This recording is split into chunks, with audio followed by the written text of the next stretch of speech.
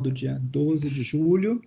Então, a gente vai começar esse nosso trabalho sobre o texto do Achille Mbembe, Necropolítica. Tá? Vocês estão vendo a minha apresentação aí? Está aparecendo para vocês? Minha tela? Sim. Sim? Pronto. Então, agora eu vou começar aqui a apresentação dos slides. Então, a gente tem uma atividade, que é a atividade 3, né? E daí eu propus duas questões.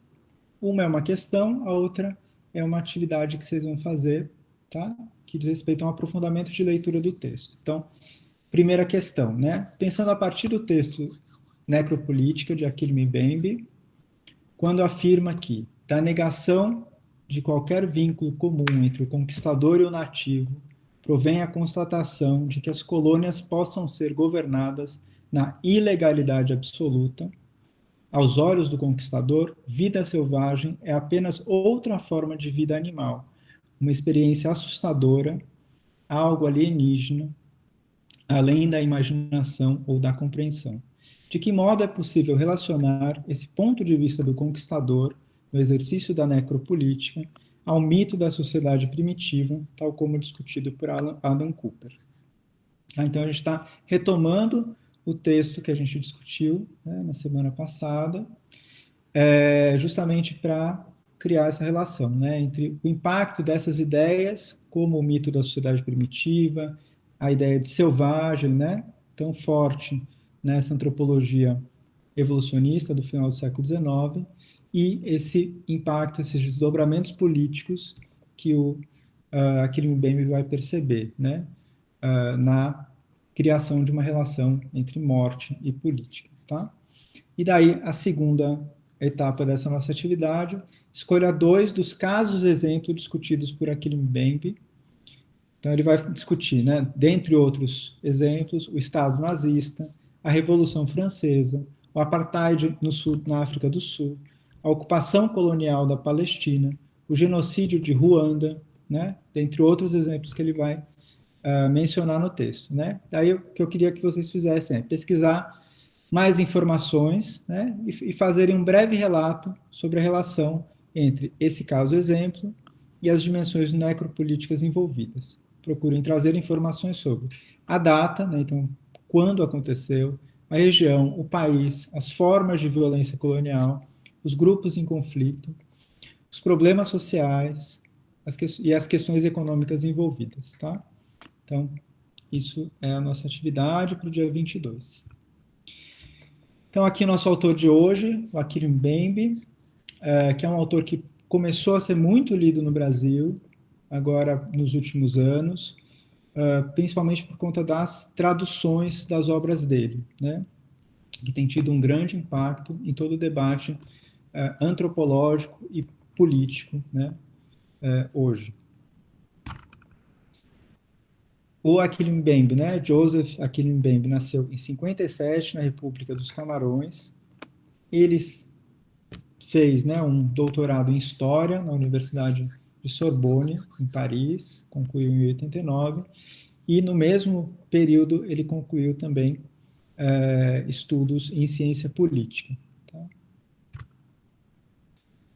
Ele foi professor, então ele tem uma carreira de pesquisador muito ampla, ele passou por várias universidades, principalmente nos Estados Unidos, né? Então ele passou pela Universidade de Colômbia, geralmente em departamentos de história, né? Então ele configura a carreira dele como professor e pesquisador na área de história. Então, na Universidade de Colômbia, depois no Instituto de Brookings, depois ele vai ser professor associado na Universidade da Pensilvânia, aí depois ele dirige o Conselho para o Desenvolvimento da Pesquisa em Ciências Sociais na África, né? Então um cargo muito importante, de 1996 até os anos 2000. Aí depois ele vai ser professor visitante na Universidade da Califórnia e na Universidade de Yale, e atualmente ele é professor de História e Política na Universidade de Harvard. Tá? O texto dele, então, isso é muito importante quando a gente se aproxima de qualquer texto, né? A gente entender quais são as partes desse texto. porque essas partes, né, o modo como o autor divide o texto, vai permitir a gente, tanto a gente organizar a nossa dinâmica de leitura, então isso que eu estava falando para vocês, né? Esse é um texto que eu recomendo que vocês leiam, vocês dividam a leitura em vários momentos diferentes, né? Então, vocês podem sentar, ler uma hora, descansar, voltar para o texto, né? Em uma tarde lerem o texto, mas vocês podem também dividir esse texto ao longo de uma semana, né? Lendo uma sessão por dia, tá? É uma coisa que eu recomendo porque daí as palavras do autor, as reflexões, elas vão conviver com vocês ao longo da semana, tá? Então, são experiências diferentes de leitura. Então, o texto se estrutura em 7 partes. Então, ele formula uma introdução, em que ele coloca as questões de análise e vai definir o tema, né? O tema e a questão de pesquisa e os objetivos do ensaio. Depois, ele propõe uma primeira parte do texto, né? Que ele intitula Política, o Trabalho da Morte e o Tornar-se Sujeito. Uma terceira parte, o biopoder e a relação de inimizade, né?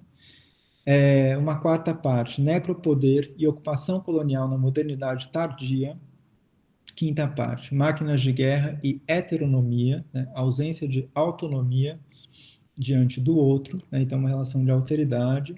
Sexta parte, de movimento e metal, que é onde ele começa uma conclusão, tá? É onde também ele vai fechar toda a reflexão dele sobre a questão do terrorismo, né? E daí ele vai refletir sobre essa figura do homem-bomba, né? E daí ele faz uma conclusão para o artigo. Tá? E daí ele se propõe, né, nesse artigo. Então, esses são um pouco pontos que ele discute no artigo e também algumas conclusões às quais ele chega. Né? Então, ele vai mostrar, né, como as formas contemporâneas que subjugam a vida ao poder da morte, né, reconfiguram profundamente as relações entre resistência, sacrifício e terror. Né? E daí ele apresenta esse caso, né, o caso do terrorismo, né, e das pessoas bomba como algo limite, né, nessa relação entre poder e morte, numa transformação que se faz a partir do próprio corpo. Né? O corpo do suicida se torna também a arma, e é uma arma invisível que expõe, né, as pessoas não a uma guerra infraestrutural, né, uma guerra que vai destruir as hidrelétricas, as usinas atômicas, as pontes, né, tudo que é estrutural para um país ou para um povo, que depois vai ter que ser reconstruído, né?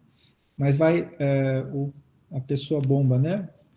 E o terrorismo ele vai agir no cotidiano, né? Então são metrôs que são atingidos, são bares, são cinemas, são salas de aula, né?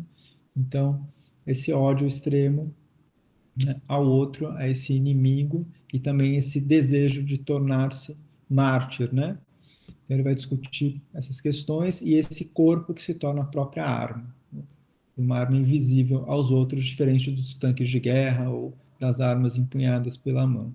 Né? Então, ele vai colocar, né, em questão a insuficiência da noção de biopoder, e aí ele mesmo partindo, né, de uma perspectiva Foucaultiana, né, na análise da relação entre história e poder, ele vai mostrar os limites dessa noção, né? Então, biopoder, né, daí o controle dos corpos e das vidas de populações pelos aparatos de poder exercidos pelos estados modernos, né, para explicar as formas contemporâneas de subjugação da vida ao poder da morte. Tá? E daí depois um outro foco, uma outra linha conclusiva dele, né, a necropolítica, então, como uma questão que ele coloca no texto também, né? As armas de fogo são implantadas com os interesses, com o interesse de destruição máxima de pessoas e criação de mundos de morte, né? Então, vastas populações são submetidas a condições de vida com status de mortos-vivos. Tá? Então, é algo que também, né, nos estudos vem recebendo, né, ao longo do século XX e agora cada vez mais, né, esse nome de genocídio. E depois ele vai organizar o texto e a reflexão dele também a partir de topografias reprimidas de crueldade, né? Então, ele vai partir dos campos de concentração, né, que ele vai discutir a partir dessa categoria de campos de morte, vai discutir a questão das fazendas, das colônias, né? Então, as fazendas e daí a relação de segregação, né, imposta pelo regime do apartheid e as regras, né, desse apartheid como um estado de exceção e que se transforma numa regra, né?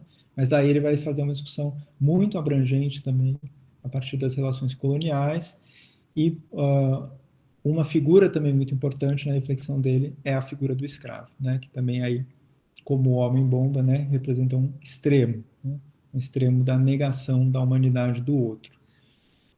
E daí também chamar a atenção de vocês para um argumento muito forte desse texto, né, que é justamente uma questão que eu quero discutir com vocês, que é essa categoria do selvagem, né? Então ele vai dizer que o horror que aconteceu na Segunda Guerra Mundial tem a ver com horrores que já aconteciam nas colônias dos impérios europeus, né?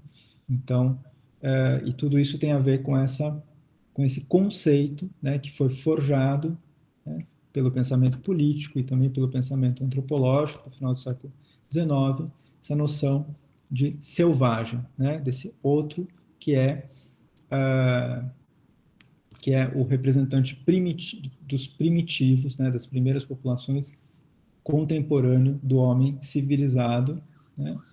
E isso em termos, né, dessa relação entre política e morte vai resultar, né, nessa equivalência entre uma visão do outro, né, como o animal, como próximo ao estado de natureza, e ele vai falar, né, de relatos, né, desses conquistadores, colonizadores, e que matavam sem perceber um sentido de morte, né, porque a visão que se tinha do outro era de uma negação total, né, da humanidade.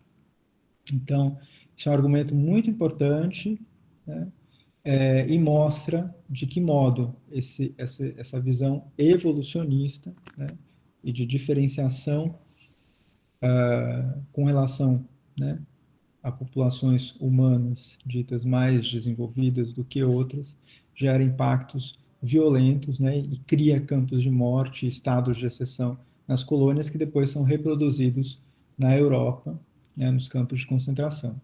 Então, por isso eu também, daí eu vou falar um pouquinho para vocês dos casos que eu estou apresentando para vocês ali no livro digital, mas trouxe o caso dos cemitérios de crianças indígenas no Canadá, para vocês verem como isso tem sido trazido à tona, né? E das revoltas que isso provocou, né, por parte do movimento indígena canadense, que levaram, inclusive, à queima de igrejas, né, onde foram encontradas essas sepulturas, né, de milhares de crianças e de indígenas, né, crianças que eram, no final do século XIX, começo do século XX, sequestradas das suas famílias, das suas comunidades, levadas para esses orfanatos da Igreja Católica, tudo isso a mando, né, do regime imperial, comandado pela rainha Vitória, né? Então essa mesma rainha que aparece no final ali do texto do James Fraser, né, que segundo ele tinha a chance, né, de impor um império mais democrático, né, civilizado, levando a civilização. Bom, uma das medidas era sequestrar essas crianças, levar para esses orfanatos, para essas escolas católicas. Muitas dessas crianças eram expostas a violências, adoeciam, né, e morriam, e eram sepultadas nas próprias escolas, e isso foi escondido das famílias indígenas, né, durante mais de um século. Então, essas descobertas agora vêm chocando o Canadá, levaram, por exemplo, à derrubada de estátuas da Rainha Vitória, né? É uma reação contra esse regime colonial do final do século XIX. Tá? Então, para vocês verem um pouco isso, no modo como fatos, né, trazem à tona essa história e essa violência, e também para provocar reflexões em vocês sobre o nosso contexto brasileiro, né, e a própria colonização, né? Certamente há muitas escolas católicas, né, em que se trabalhou com crianças indígenas e em situações muito parecidas com essas do Canadá, né?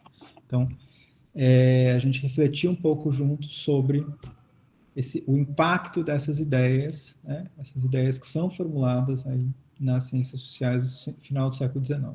Tá? Então, ele coloca, né, como uma questão inicial importante, sobre quais condições práticas se exerce o direito de matar, deixar viver ou expor à morte. Né? Então, é muito importante vocês prestarem atenção nessas questões iniciais que ele vai colocando a gente, como elas vão provocando a gente a refletir sobre isso, né? E daí chamar a atenção de vocês também sobre essa noção de estado de exceção, né? Então, aonde é que está, né, o Estado democrático de direitos, o Estado moderno, o Estado civilizado, e aonde né, aonde em termos geográficos, inclusive, né, que está o estado de exceção, né, o lugar em que isso pode acontecer, né, numa cidade como São Paulo, né, por exemplo, uma metrópole, se sabe que no centro da cidade acontecem menos chacinas do que na periferia, né? Então, nas periferias da cidade, né, ou no caso do Rio de Janeiro, de Salvador, né, nas favelas existem estados de exceção, né,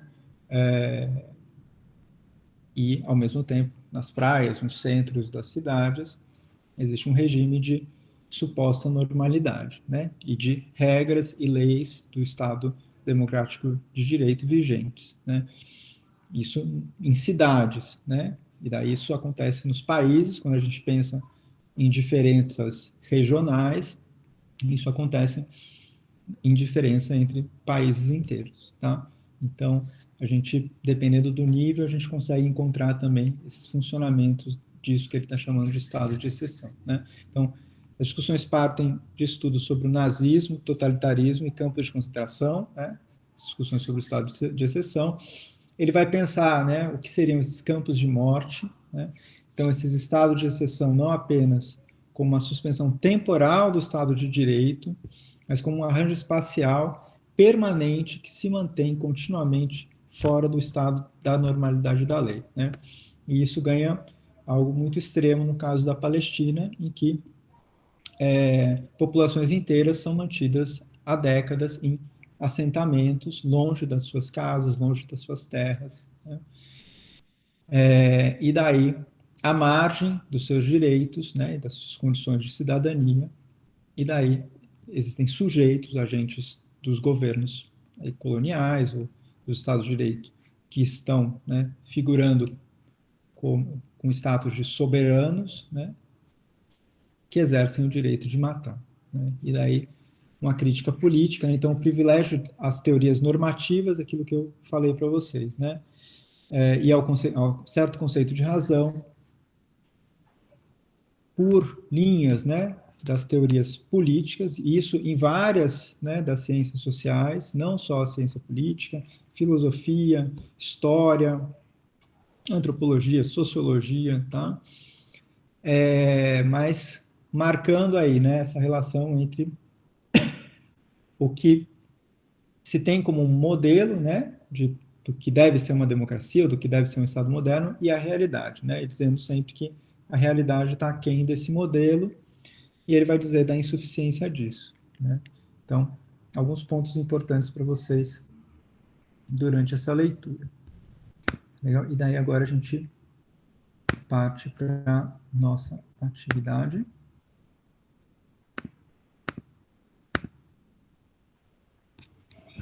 Então, só vou falar para vocês da importância desse nosso livro digital, primeiro, né? Então, para vocês visitarem esse livro digital e acompanharem um pouquinho esses casos que eu estou colocando ali para vocês, tá?